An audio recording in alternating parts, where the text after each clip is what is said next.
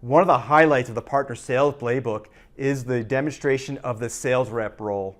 It's really important for you to understand the integration, not just from Dynamics 365 for sales into Business Central, but also the robust nature of Power BI and the ability to publish Excel reports directly within the Power BI dashboard. Good luck on your demo. The salesperson can oftentimes be the owner, can also be obviously the sales rep, but in addition to the role of increasing revenue, keep in mind the sales representative is also responsible for ensuring a happy, satisfied customer. And the sales rep goal is to reduce all that friction between the company and its customers. In this scenario, we're going to go and demonstrate how you review the current sales. We'll enter in a sales quote and review customer issues and return back to the business. It's important to understand the highlights of this presentation or of this scenario, as it does blur the lines between multiple apps within the business applications. Let's begin with reviewing the current sales.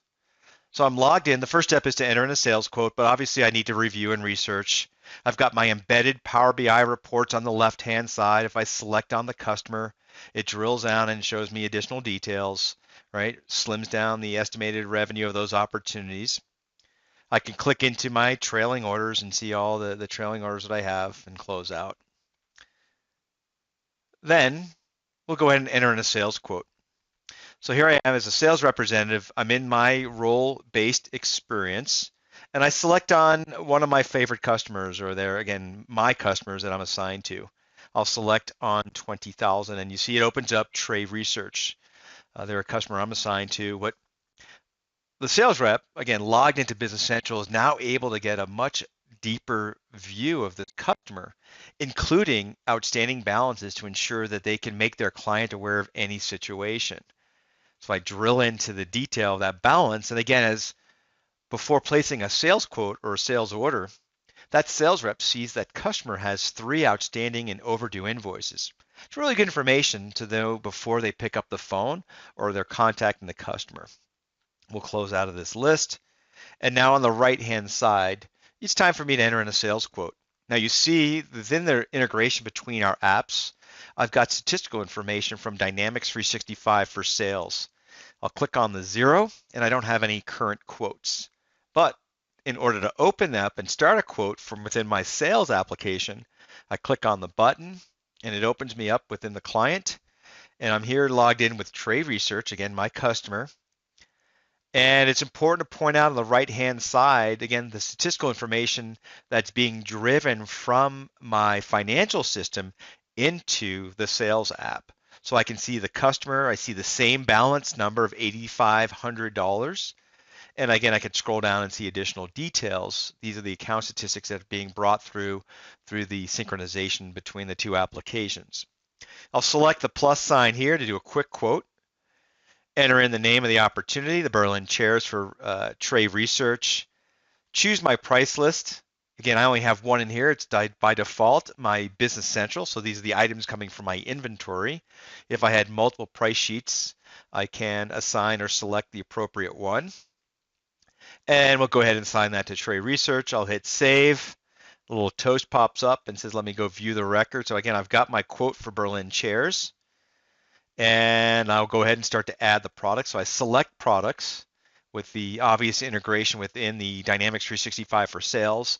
I can use the templates to import from Excel. I'm just going to go ahead and make it real simple, and I can import or start to type in Berlin. Now, before I type Berlin, I wanted to point out that one of the features in the synchronization tools between the applications is the ability to toggle between either my existing product or I can also select a write-in product.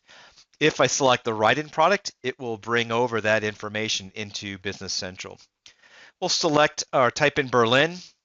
I'll select that chair, enter in my quantity, hit save and close, and then of course we need to activate the quote.